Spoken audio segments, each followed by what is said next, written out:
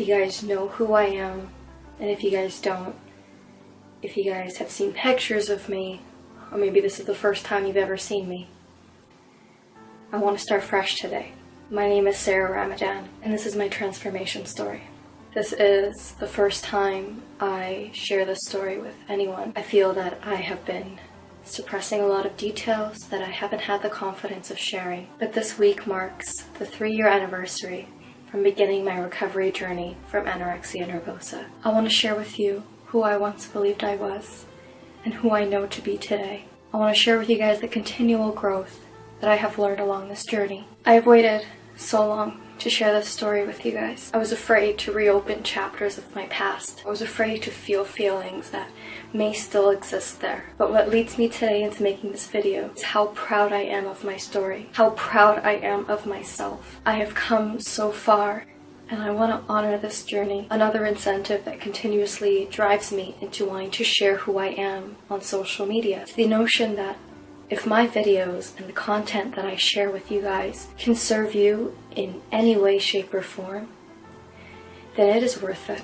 Because I know personally that I needed a person to listen to tell me that things were going to be okay. I believe that in my past, these videos would have served me to watch someone share their journey, to show me that it is possible and tangible to live a happy and healthy life. And so if I can do that to anyone today, these videos are worth it. Thank you for coming along with me on my journey. Let's begin. I want to start off when I was a child, because like Steve Jobs once said, you can't connect the dots looking forward, but you can connect them looking backwards. I don't believe what I suffered with was random in any way. I believe that every single event and series of events caused an uprising of the unease that I felt in my adolescent teenage years. When I was a child, I was the definition of a dreamer. I dreamed so big. I simultaneously wanted to be a ballerina, a rock star, a princess, an astronaut, a scientist. I think I just threw everything on the table. I dreamed so big, and that was okay. I was never once told as a child that I was dreaming too big. I was born into a loving family, 2 parents who loved me so much. I had a very happy childhood. Something else about me was that I could not sit still. I was extremely active. If there was a tree outside, I had to climb it. If there was a ball in the field that was sitting for too long, I had to kick it. Staying still was not my forte. There was something so exhilarating about moving my body. With a crazy, hyperactive child in mind, my parents needed something to do with it, so they started to put me in sports at a very young age. I did several sports like soccer and running and ballet and gymnastics. I learned a lot of things being on sport teams, and I'm so grateful that my parents did that for me because I truly did discover my love for athleticism at an early age. Alongside my athleticism, I excelled in academics. A key word my teachers used to describe me in the past was enthusiastic. I was always so keen about learning. I found a great passion in understanding new things for the first time. In terms of friends, I had lots of friends. I was a social butterfly when I was a kid. As soon as there was a new student in school, I had to just jump on that kid. I loved meeting new people. I loved making people feel comfortable, and I almost felt like it was my responsibility to do so. I was socially involved. I excelled in my academics, and I loved sports more than anything. But one unifying theme that binds these 3 things together was perfectionism. I don't think I can pinpoint a time where perfectionism rose in my life. For me, it's been a part of my childhood for as long as I could remember. But the thing about perfectionism was I never knew the word at the time. I simply know this now because I know what it means and I know what it entails. But as a kid, it was called high achieving. It was called trying my best. It was called wanting an A+. It was called being unhappy if I didn't achieve anything but. It was called being angry with myself if I felt I let my family, my teachers, or myself down. But like I said, at the time, I didn't know this. So I carried on in elementary school, thinking that it was okay to have these standards, that I was only trying to do my best. Socially, this perspective isn't discouraged, it's actually encouraged. So at the time, these notions and ways of thinking were translated as good things. Perfectionism continued forward up until my teenage years. When I entered high school, it was a big change for me. I wish I could say my perfectionism maintained itself, but unfortunately, my perfectionism intensified. As a teenager, you're dealing with a variety of changes. You're going to a different school, you are meeting new people, you're starting to look differently. I started to feel that there was an image that I continuously had to uplift. Because of all these changes, there were more expectations. All of a sudden, I cared more about how I looked on the outside. I made sure I would wake up every morning, straighten my hair pin straight, I would make sure that I packed on a ton of makeup to conceal so-called imperfections. There was an image that I strived for, and it was Little Miss Perfect. And like I said, my perfectionism didn't maintain itself. It only intensified. And it got to a point when I was in the 10th grade that I had enough. I was tired. Anything I started to do was no longer good enough. No matter how high my score was in school, or how great I did one day at soccer practice, whatever happened, it was never good enough. I began to feel so tired of being a failure. I almost felt like I couldn't control any part of me, because anything that I did try was never enough. A theme I use to describe this is control. I wanted to initiate success for myself and actually trust that the process is enough. I wanted a way that I could measure my process, something that isn't going to be biased, something that I know for sure will make me happy. I wanted something tangible. I wanted to feel my success, and I wanted to feel my expectations being met. I just didn't know how. I remember in the middle of grade 9, I was in the PE change room with some girls, and one of them mentioned that she was going to the gym after school. I was really surprised as to why she would go to the gym if we just had PE class. When I asked her, she told me that she thinks she needs to lose some weight, and that she's exercising 2 times a day to make sure that she loses weight faster. When I went home that day, I thought about her goals of losing weight. I thought about the controlled procedure of dieting. I thought about the discipline, the hard work, the reward, and the way that it can just be simply measured by a scale. It hit me when I thought, this could be the answer to my problems. I was tired of being upset with what I was achieving. I was tired of letting myself down. If I was to lose weight,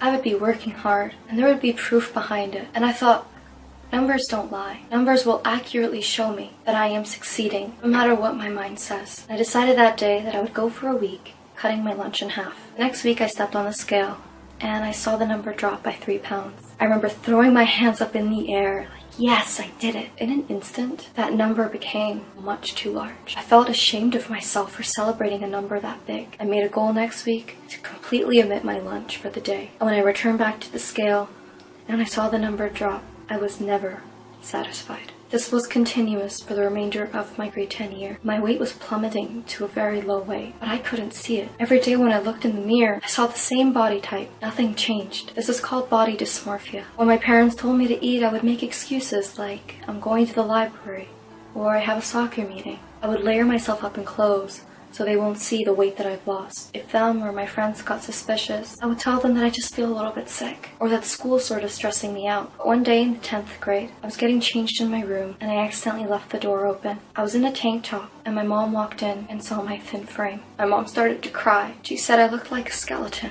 and that she can't believe she's never seen it before. I remember I was getting ready for soccer that day, and she told me I could not go because I would just fall on the field. I told her I had to go to soccer, Mom. I told her that that was my life. She finally told me that I could go to soccer if I agreed to go visit the doctor with her tomorrow morning. The next morning, I met with my family doctor. My family doctor is an incredible man who has worked with my family for years. And seeing him used to always feel like a reunion every time. I used to always come with exciting news to him about my academics, about what I'm doing in school. But when I saw him this time, it was different. When he laid eyes on me, he started to well up in tears. I looked at him and I told him that I felt fine. I didn't see anything wrong with what I was trying to achieve. But to him it was so clear. He started to write a referral on his desk. On the top it said, Eating Disorder Clinic, and my heart sank. When he finished signing the paper and he looked at me again, he said, Sarah, we need you to get better, because if you don't get better, we're really gonna miss you. And that time I didn't understand the severity of what I was dealing with. But a few weeks later, my referral appointment was up, and I visited the Children's Hospital for an assessment. The assessment took about 3 hours, where I was checked by pediatricians, psychologists, psychiatrists. I was assessed by a dietitian. There was a meeting at the end of the assessment. I was eating merely 100 calories a day. I was starved, and I was numb. So when people were worried around me, I couldn't understand how to feel those emotions anymore. Until my psychiatrist looked at me, and he gave me diagnoses. He said, Sarah, we have diagnosed you with anorexia nervosa, social anxiety, and clinical depression, and we need to put you in a hospital right away. My heart sank to my chest. It was an inpatient unit at the hospital, meaning that I would be living there for my summer. I was signed involuntarily to enter. I told them I wouldn't go, but at that time, being an adolescent, I didn't get the choice. I was involuntarily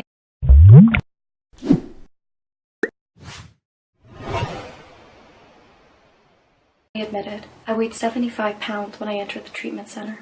The goal in the treatment center was to gain weight and to find coping mechanisms and incentives to recover from the illness. But I was still in denial that I even had a problem. And so when people started to insist that I had anorexia, I told them that I was not skinny enough. I told them that my weight isn't low enough to have an illness like that. But denial doesn't work in an involuntary admission. I was forced to eat food. I was forced to gain weight. Those months were one of the hardest few months of my teenage years. And I was trying to understand the essence as to why I was there in the first place. What got me from being a happy child to being diagnosed with anorexia? I couldn't understand where it came from. When September came, I was finally medically stable. And it was time to get ready for discharge. Upon discharge, though, I told my psychiatrist that I was too scared to come back to my old high school. I was afraid of what my friends would think of me, where they would think I went during the summer. I didn't want them to know that I was struggling with something like this. So I told my psychiatrist to write me a letter to go to a new high school. I picked a high school farther than where I lived. It was a high school where I knew not a single person.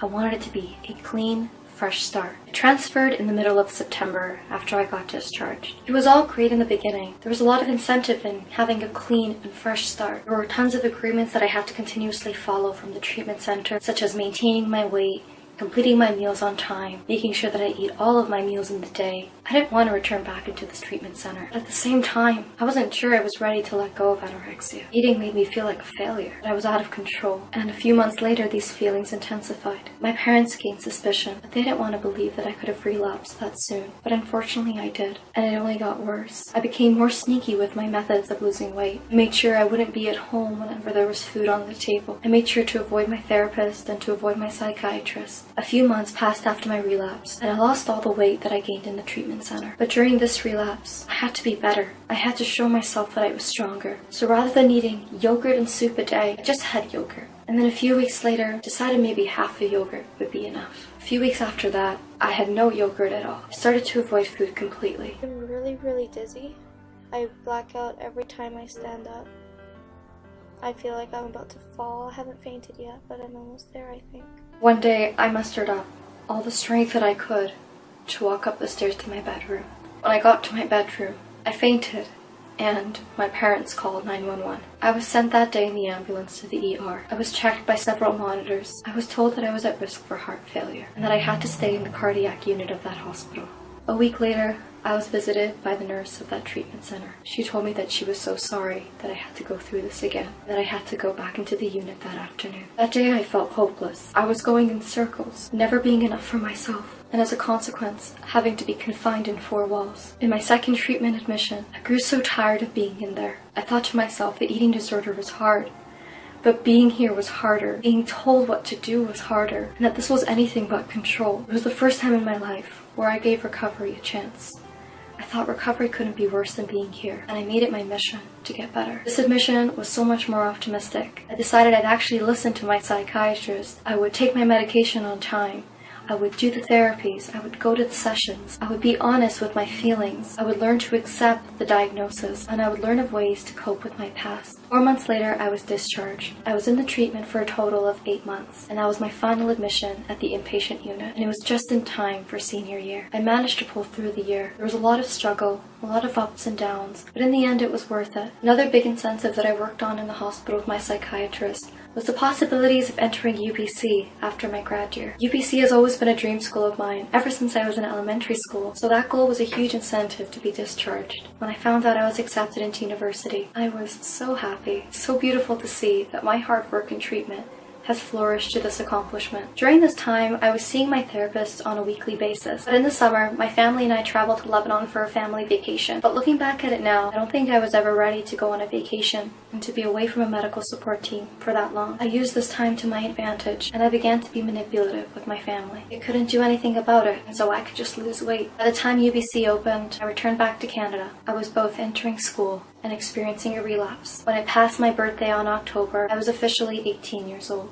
18 meant that I was no longer considered an adolescent in the BC Children's Hospital, and so that meant I wouldn't be able to return back to the unit. This meant that I had more control as an adult. I thought, finally, now I have UBC, I could also regain that control that I've wanted for years. I spent most of my day on campus, avoiding my home, avoiding food, and avoiding a reality I didn't want to admit. I started losing weight drastically at the beginning of September, and in January of 2014, fainted twice in school. I remember coming back home that day, my mom seeing me and feeling absolutely helpless. She took me to a meeting at UBC, convincing them that I was no longer medically stable to return back for that semester. That day I was immediately withdrawn, and I was sent to the hospital for medical assessments. I was 68 pounds. My heart was starting to fail, my bones were withering, and I was at risk for developing osteoporosis at the age of 18. Bringing air into my lungs was the most difficult task. My hair was falling out, my skin was dry, and I felt like I was dying. That night when I came home from the hospital, I went into my room,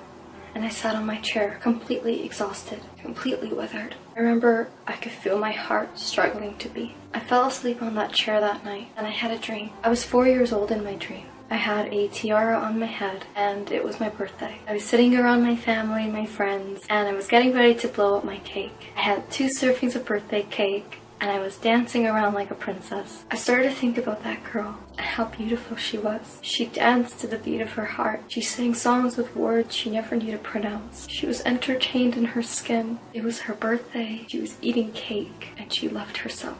This girl is beautiful. She is strong. She is me.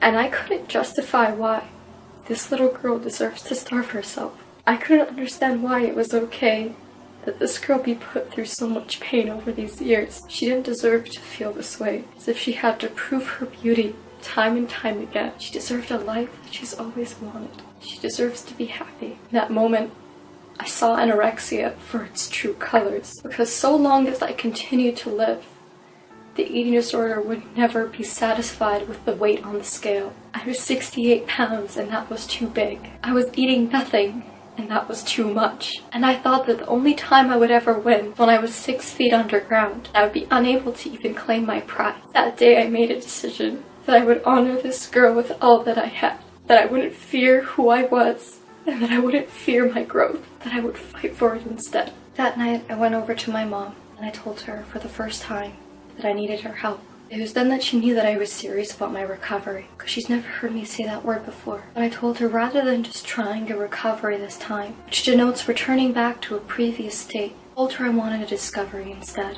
I wanted to discover who I was, outside of the illness. I wanted to retrace my steps of being 4 years old, honoring parts of that little girl that made her happy. I wanted to ground myself into who I always was, and I wanted to discover so much more along the way. The next day, I visited my family doctor. When he saw my weight, he was shocked. But I assured him that I was going to get better. That day we both constructed a meal plan. I was adamant about my health, and my whole family was there to support me. However, rather than going to a treatment center this time around, I decided to do an in-home therapy instead. Being at home, I would be surrounded by my loved ones, those who knew me my whole life and knew me before the illness. I had an incredible mom who wouldn't leave my side during my entire treatment, father who loved me and never gave up. I had 3 younger sisters who consistently rooted me on, and I had my big brother always looking out for me and always making me feel like a champion. After a few months of gaining weight, my doctor recommended that I do some exercise to regain some strength in my muscles. Due to drastic weight loss, my muscles wasted away, so my body needed to regain that strength again. And who better, he thought,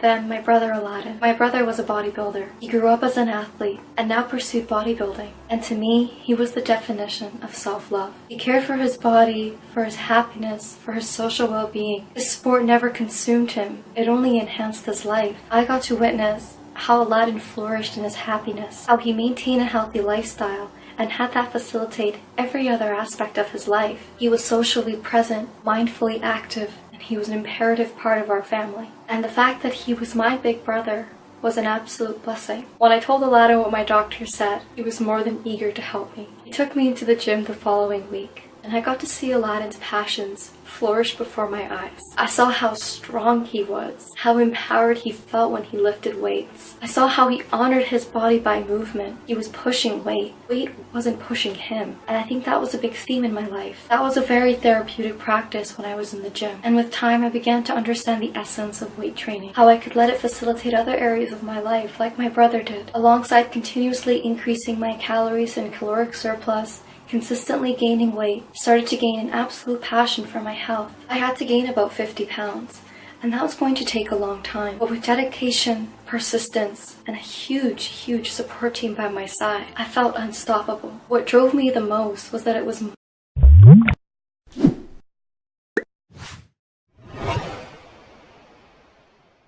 my decision to recover. I wasn't forced into a medical treatment center. This was me. This was my drive to heal, and I was more than excited to honor that little girl inside me. Another change happened in my mentality, which was my outlook on nutrition. I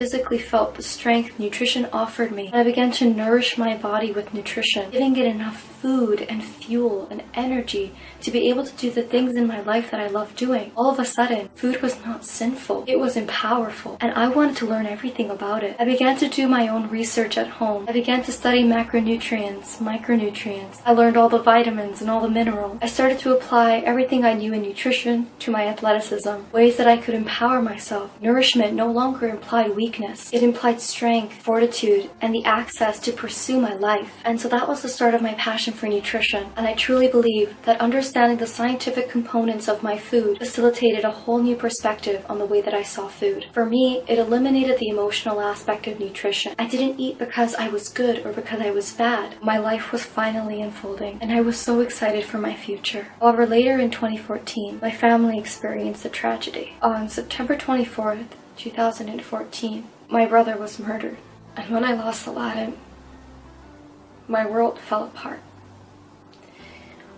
Aladdin was my big brother, and he is the reason I'm alive today. Losing him made me feel like I lost myself. In those moments, I wanted to give up. I didn't want to continue if Aladdin wasn't going to be a part of that journey. But I knew what Aladdin would have wanted for me, and that was to take care of myself. But this time, there was so much more to fight for. I don't do this anymore for myself, but I do this for the both of us. And I know that so long as I live, Aladdin lives with me. He is the catalyst, the drive, and the incentive to continuously practice self-love and to take care of my body, to take care of my health, and to always keep fighting. When people ask me how I did it, I tell them, you need to know my brother to understand. During that time, weight training was a therapy. It was a therapy to regain strength, to regain mental fortitude. After some months of grieving, I decided I was ready to return back to school. This time I wanted to pursue something different, something that applied to my life more and more each day, and that was my passion for nutrition. From there on, my passions were being applied into my academics, and I was excelling in the sport that my brother introduced me to. Over the next year, I cultivated my growth by the passions that I wore on my sleeve. I took stories and pieces from myself to discover a whole new person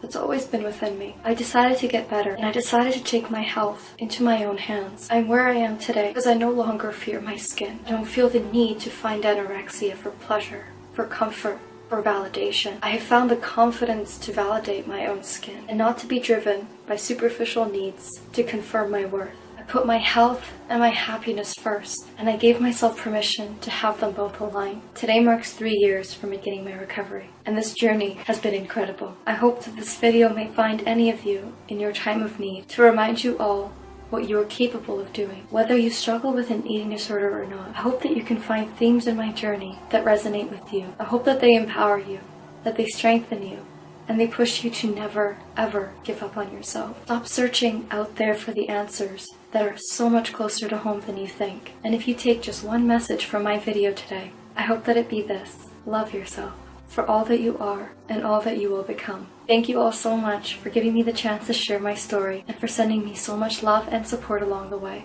I hope to see you guys in the near future with only positivity and love for 2017. In the meantime, thank you all so much for watching. Stay strong, and I'll see you soon. Bye guys.